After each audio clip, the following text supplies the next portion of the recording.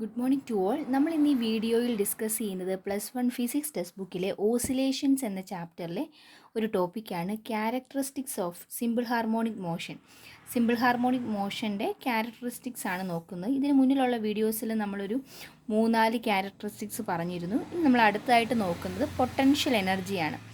Potential energy എന്ന് പറയുമ്പോൾ kinetic energy നമുക്ക് ഓൾറെഡി അറിയാം. പാർട്ടിക്കിൾ മൂവ് ചെയ്യുക, വൈബ്രേഷൻ അല്ലെങ്കിൽ ഓസിലേഷൻ എന്ന് പറയുമ്പോൾ മൂവ് ചെയ്യുന്നുണ്ട്, വെലോസിറ്റി ഉണ്ട്. വെലോസിറ്റി ഉണ്ടാകുമ്പോൾ സ്വാഭാവികമായിട്ടും കൈനറ്റിക് എനർജി ഉണ്ട്.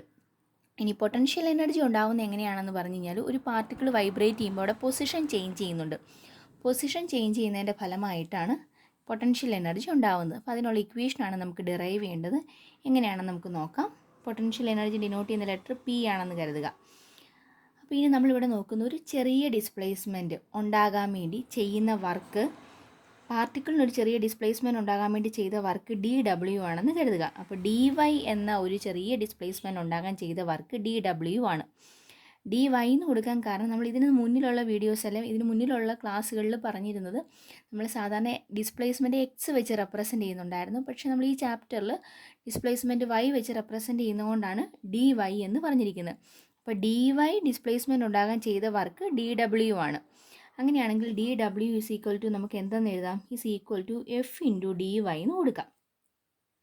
ഇനി എഫിൻ്റെ സ്ഥാനത്ത് എന്ത് വരും? F is equal to -kx എന്ന് already simple harmonic motion define ചെയ്തപ്പോഴേക്കും നമ്മൾ പറഞ്ഞിരുന്നു. അപ്പോൾ ഇവിടുത്തെ കേസിൽ ഈ എക്സിൻ്റെ സ്ഥാനത്ത് എന്ത് വരും? y എന്ന് വന്നു. KY എന്ന് കൊടുത്തു. ആ മൈനസ് സൈൻ ഞാൻ മാറ്റി. കാരണം എന്തായിരിക്കും? എഫ് എന്ന് പറയുന്നത് നമ്മൾ അവിടെ സിമ്പിൾ ഹാർമോണിക് മോഷൻ ഡിഫൈൻ ചെയ്തപ്പോഴത്തേനും ഈ എഫ് എന്ന് പറയുന്നത് റീസ്റ്റോറിങ് ഫോഴ്സ് എന്ന് പറഞ്ഞാണ് പറഞ്ഞിരുന്നത്.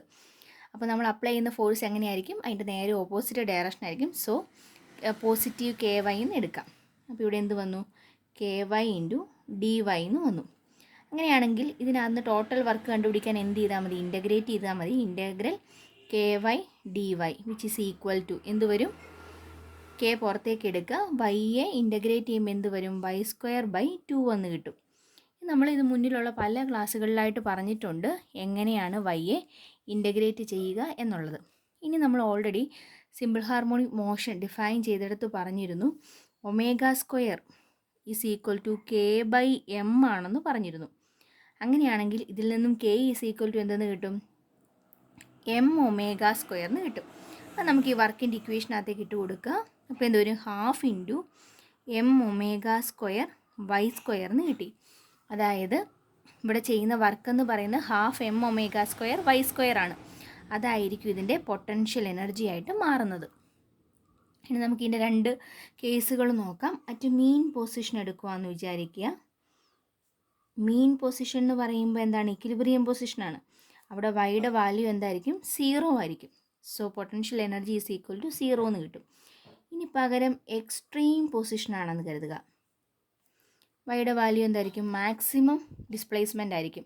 എന്ന് പറഞ്ഞാൽ അതെന്തായിരിക്കും? ആംപ്ലിറ്റ്യൂഡ് തന്നെ വരും.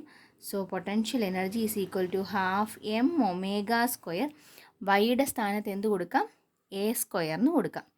അപ്പോൾ ഇതാണ് പൊട്ടൻഷ്യൽ എനർജിക്കുള്ള വാല്യൂ. ഇനി നമ്മളിപ്പോൾ ഇവിടെ കൈനറ്റിക് എനർജി ഓൾറെഡി ഇതിന് മുന്നിലുള്ള വീഡിയോയിൽ പറഞ്ഞിരുന്നതാണ്. ഞാൻ ഒന്നുകൂടെ ഒന്ന് എടുത്ത് എഴുതിയിട്ടുണ്ടെന്നേ ഉള്ളൂ. പൊട്ടൻഷ്യൽ എനർജി ഇപ്പോൾ നമ്മൾ കണ്ടുപിടിച്ചു. അങ്ങനെയാണ് ടോട്ടൽ എനർജിയുടെ ഗ്രാഫ് എങ്ങനെ വരും നമുക്ക് നോക്കാം.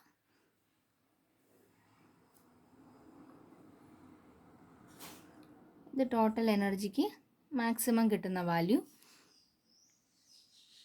ഇതതിൻ്റെ 0 കേസാണെന്ന് വിചാരിക്കുക.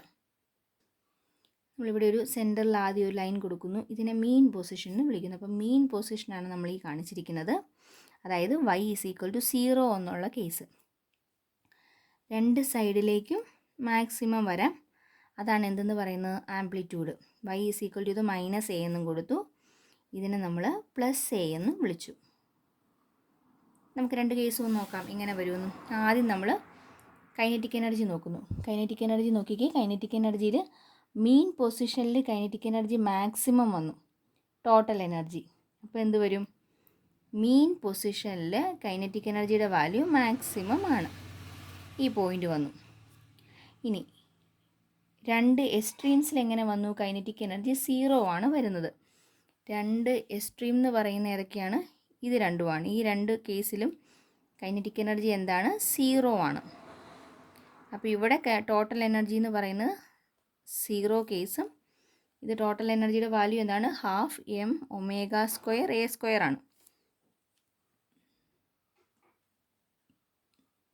അപ്പോൾ നോക്കി നമ്മുടെ ഗ്രാഫ് എങ്ങനെ വന്നു? ഇങ്ങനെ വന്നു. ഇനി അടുത്തത് പൊട്ടൻഷ്യൽ എനർജി ഒന്ന് നോക്കാം. പൊട്ടൻഷ്യൽ എനർജി എങ്ങനെയാണ്? y = 0യിൽ പൊട്ടൻഷ്യൽ എനർജി 0 ആണ്. അതായത് മീൻ പൊസിഷനിൽ പൊട്ടൻഷ്യൽ എനർജി 0 എന്ന് കിട്ടി. ഇനി അടുത്തത് y = Aയിൽ എന്താണ് വരേണ്ടത്? മാക്സിമം വാല്യൂ ആണ് വരേണ്ടത്. അപ്പോൾ അവിടെ എന്ത് വരും? ഈ പോയിൻറ്റും വന്ന് y = പോസിറ്റീവ് ആണ്, ഇതും വന്നു. അപ്പോൾ ഇതിനെ നമ്മൾ ഡോട്ടഡ് ലൈൻ വെച്ച് റെപ്രസെൻ്റ് ചെയ്യുവാണെങ്കിൽ ഇത് വന്നു. അതായത് ഇത് കൈനറ്റിക് എനർജിയുടെ ഗ്രാഫ്, ഇത് പൊട്ടൻഷ്യൽ എനർജിയുടെ ഗ്രാഫും ആണ്.